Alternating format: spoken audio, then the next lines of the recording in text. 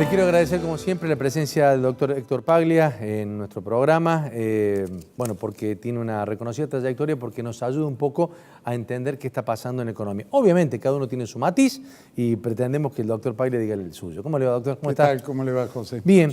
Bueno, a ver, se ha conocido, estamos conociendo el dato de que se van a incrementar en 7.000 millones de dólares el préstamo, que sumaría unos 57.000 millones de dólares, el préstamo que da el Fondo Monetario. Correcto. ¿Y esto qué significa que haya 7.000 millones más?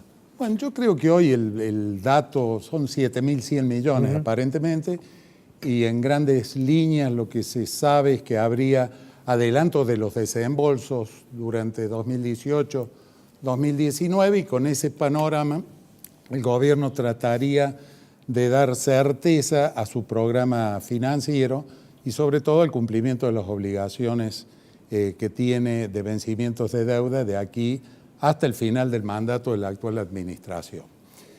Yo creo, y le decía recién José fuera de cámara, que hoy el dato por sí no es relevante en tanto y en cuanto todavía no veamos la letra chica y no veamos cómo sigue la política económica administrando una situación que está desfasada por todos lados y donde hay ganadores y perdedores muy claros. O sea, los sectores asalariados, los sectores medios son los más perjudicados con esta política económica en beneficio de tratar de encontrar una estabilidad financiera en un mundo o en una Argentina donde nadie habla de producir o de incrementar la producción y poner en marcha el aparato productivo, que es lo que venimos señalando desde el comienzo de esta gestión de gobierno, en la cual pareciera que todo se agota, y la prueba la tuvimos con Caputo en el Banco Central, en la administración de las finanzas, en el juego de las finanzas, que sabemos que en países como la Argentina tienen una muy mala historia y muy malos resultados para su población. Ahora, digo, el primer acuerdo que se logró no se cumplió, las primeras metas no se cumplieron. Claro, estamos festejando de que hemos fracasado a poco de andar de un acuerdo que se firmó no hace 5 años, se firmó en el mes de junio. Entonces, dejemos para otro momento discutir si lo adecuado fue recurrir al Fondo Monetario o fue una cuestión tomada con cierta ligereza y a las apuradas, o respondía a un plan premeditado. Lo dejemos de lado. Lo que sí, se firmó un compromiso en junio, se prometió al país que con ese compromiso la economía iba a empezar a funcionar, y a hoy nos encontramos con un presidente del Banco Central saliente que tiene un récord pocas veces visto. O sea, Caputo asume con un dólar a 28 pesos, termina con un dólar prácticamente a 40, asume con una inflación del orden del 28% anual, termina con una inflación al 45% anual, asume con una serie de variables macroeconómicas que estaban mucho mejor que prácticamente a 90 días en el cual decide o alguien decide que tiene que irse. Pero dicen que eso no fue gratuito. Bueno, eso sospecha nada, pero que allí hubo negocios también.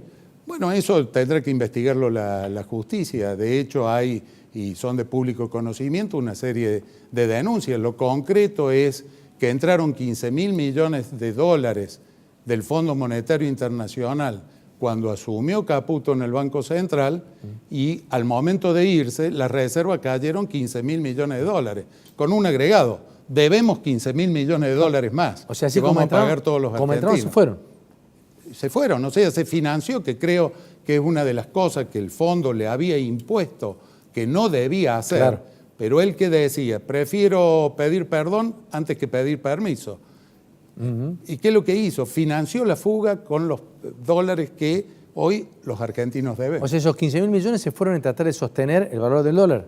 Exacto. Cosa que no hizo. Exacto, con licitaciones, con subastas, todas preanunciadas, durante 5 minutos, siempre a valores inferiores de lo que cerraba el dólar en el día que se efectuaba. Entonces, hay una serie de manejos que responden a una muy mala praxis, en donde cuando fuimos consultados de qué pensábamos del nombramiento de Caputo frente al Banco Central, dijimos que nunca debió ser designado. Yo le estoy dando razones técnicas, pero han aparecido en las últimas horas razones políticas que avalan esta postura, empezando por el propio presidente. El presidente Macri ha dicho, Caputo es un patriota, asumió por unos días, porque él no tenía vocación.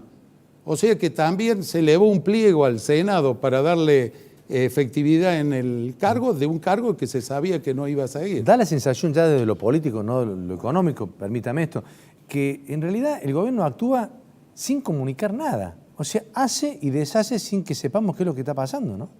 Sí, eso yo creo que usted no es que no sepa comunicar, a veces no está dispuesto a comunicar lo que va a hacer. Entonces es ahí donde entran una serie de interrogantes. Hoy estamos con más preguntas que respuestas, Así es. a pesar de este comunicado con el Fondo Monetario, porque no sabemos cómo sigue hacia adelante el desenvolvimiento no solo de la política monetaria, de la política fiscal, del sector de la producción, del sector del trabajo, que son realmente los más dañados en esta política que es remembranza de políticas que ya se han aplicado y que sabemos cómo han terminado. Según su entender, en el momento en que fue y que requirió el gobierno la ayuda del Fondo Monetario o estos créditos del Fondo Monetario, ¿hacía falta? ¿Fue apresurado? No, yo no puedo medirlo por el grado de apresuramiento, no. Lo concreto es que el gobierno creyó que no había que hacer nada porque el mundo lo financiaba. Es decir, el ahorro, me hace acordar cuando en el año 2000, 2001, en Estados Unidos se decía los plomeros y los carpinteros de Estados Unidos no van a financiar el despilfarro de fondos que puedan hacer los argentinos. Entonces aquí el gobierno, en vez de ir al fondo de la cuestión, de ir a políticas pro producción, que lleven adelante creación de empleo, que realmente incentiven la inversión productiva, se encontró con capitales golondrina que venían, hacían la diferencia, por lo tanto financiaban esta situación y por lo tanto esta cuestión podía seguir y servía a lo mejor políticamente para una eventual reelección del presidente. Llegó el punto, fines del año pasado, en donde eso se cortó abruptamente y Argentina se quedó sin financiamiento. De ahí la decisión fue de decir vamos al último prestamista, al prestamista de última instancia que tenemos, que es el Fondo Monetario. Pero da la impresión que tampoco conocen cómo funciona el fondo, porque acá se hizo un anuncio, incluso se arriesgó al propio presidente, la máxima autoridad, el máximo nivel institucional, a anunciar un anuncio que no estaba cerrado, que no respondía a la burocracia con la que funciona el fondo. Se recurrió a una serie de equívocos o creer que al fondo se lo iba a trabajar de apuro, cuando esta es una burocracia que lleva años y que actúa de acuerdo a determinados cánones y no se apartan. Por más que uno se declare enamorado de la directora gerente del fondo, etc. Flechado. Esas cuestiones no cambian la esencia y el fondo va a seguir siendo el mismo. Podrá tener hoy una visión social fruto de la evolución del mundo, de la evolución del pensamiento moderno, más sensible, digamos, pero en esencia los créditos stand-by, como el que ha tomado Argentina, tienen un solo objetivo: reconstruir las reservas para garantizar el pago de la deuda externa. No son créditos para el crecimiento de la economía. La salida de Caputo, que recién hemos hablado, ¿usted entiende que ha sido una imposición del propio fondo para que no se siga manteniendo el dólar, que el dólar ahora flote lo que tenga que flotar? Bueno, no conozco la letra chica del nuevo acuerdo, se está hablando mucho de bandas de flotación. Sí, ya se sabe que se cambiarían las metas de inflación por agregados monetarios, es decir, no avalar mayor emisión que provoque inflación, pero daría la impresión, frente a su pregunta, que la relación Caputo-Fondo Monetario era bastante ríspida y que, bueno, alguna condicionalidad fuera de los papeles hubo para que se produzca esta renuncia. ¿Y la llegada del nuevo titular del Banco Central? Bueno, es una incógnita porque es un hombre que no es conocido en el mercado, trae una formación académica muy sólida, sí ha tenido la mayor cantidad de datos que se conocen es a través de sus opiniones vía las redes sociales, que son bastante contradictorias, así que bueno, habría que verlo cómo va a cumplir o cómo se va a desempeñar. Sí creo que el rol que va a cumplir es precisamente observar las condicionalidades que está poniendo el Fondo Monetario por estas horas para el nuevo acuerdo. Lo que sí sabemos ya de antemano es que hinche Boca, eso sí. Bueno, sí, es un dato de su currículum. Claro, pero no puede ser la mitad a favor y la mitad en contra. Pero no puede ser de otro modo si el presidente hinche Boca, digo.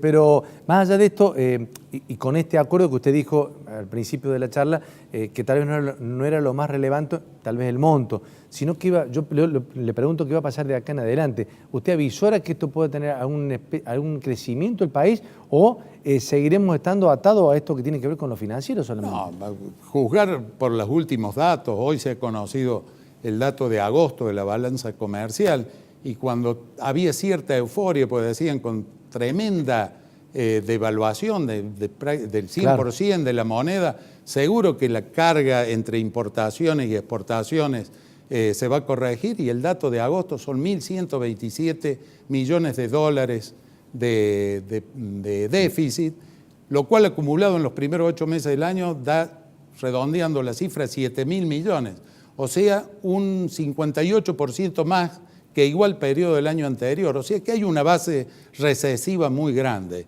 Y hay una base recesiva porque nadie está hablando de producción.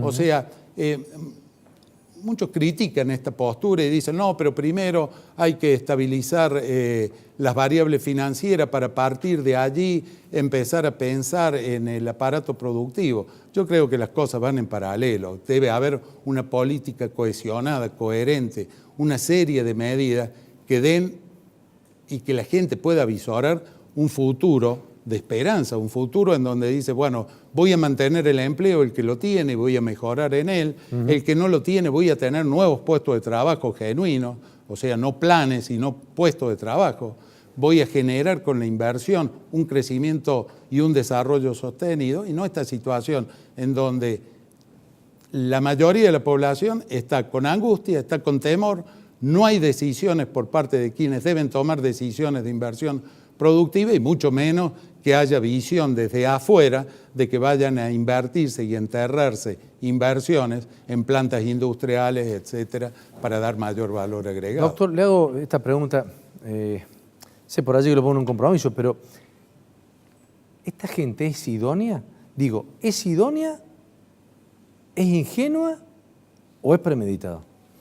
Bueno, yo no estaría en condición de calificar y encasillar, yo me refiero objetivamente a los hechos, porque la idoneidad y la capacidad que es hacer esto, hacer una política financiera fuera de toda otra consideración, bueno, uno va a decir, sí, realmente son idóneos y capaces. ¿Son idóneos y capaces para producir un desarrollo y un crecimiento sostenido de la Argentina? Indudablemente que no, pero cuáles son los resultados es lo que nos permite avisorar el hoy, qué es lo que hicieron ayer y qué es lo que van a hacer mañana. Los índices que estamos viendo, estos últimos índices, cómo cae la productividad, cae el empleo, los índices que hablan del déficit comercial, ¿nos están acercando a qué años? Digamos, es de los peores que hemos conocido estos índices, ¿no? Bueno, sí, realmente el déficit comercial que está teniendo Argentina, por ejemplo, es récord histórico. La caída, tome otro tema, el salario, frente a una devaluación del 100%. ¿Cuántos han cerrado las paritarias? Las que mejores han cerrado, 25. Habrán cerrado 30, 35, algún adicional, algún suplemento no remunerativo. ¿Cuánto ha perdido de poder de compra el salario? Basta ver los precios en las góndolas de los supermercados y ni hablar de cuando al trabajador le está llegando la factura de luz, de gas, de agua y demás servicios. ¿Usted visora que seguirá habiendo inflación y menor consumo o no? Yo creo que el proceso inflacionario devenido del aumento tarifario, de la devaluación y de las monstruosas tasas de interés que tenemos, recién ha comenzado. Entonces, por eso, ¿qué es lo que tenemos que decir? ¿Cuál sería la esperanza? Que a partir de cerrar este acuerdo que garantice, que avisore que el programa financiero de Argentina se va a cumplir, mañana lo tengamos no hablando al presidente del Banco Central, ni al presidente, ni al ministro de Economía, sí quizá a Dante Sica, diciendo vamos a un plan industrial de estas características, vamos a ver cómo hacemos que Argentina crezca, vamos a definir estas cadenas de valor para insertarnos en la economía mundial, para poder ser competitivos no solamente con tipo de cambio, sino en materia tributaria, en materia de tarifa, en materia de financiamiento. ¿Qué pyme hoy puede financiarse con tasas del 70, 80%? Vamos a ver qué dice el nuevo presidente del Banco Central respecto a la tasa de política monetaria del 60%, que Caputo en el último comunicado que refrendó dijo es el 60 y la vamos a mantener por mucho tiempo, por lo menos hasta fin de año. De acá a fin de año, cuénteme cuántas pymes han caído ya fruto de esta tasa de interés. Entonces, esperemos, ese sería el mensaje esperanzador, ver a un gobierno que toma conciencia de los problemas, los enfrenta, dice a la población cuál es el programa productivo que va a poner en marcha. Héctor, como siempre, muchísimas gracias. Al contrario, José, un gusto. Bueno, ha pasado el doctor Héctor Paglia analizando la economía y los últimos datos que tenemos. Nos vamos a la pausa, ya volvemos.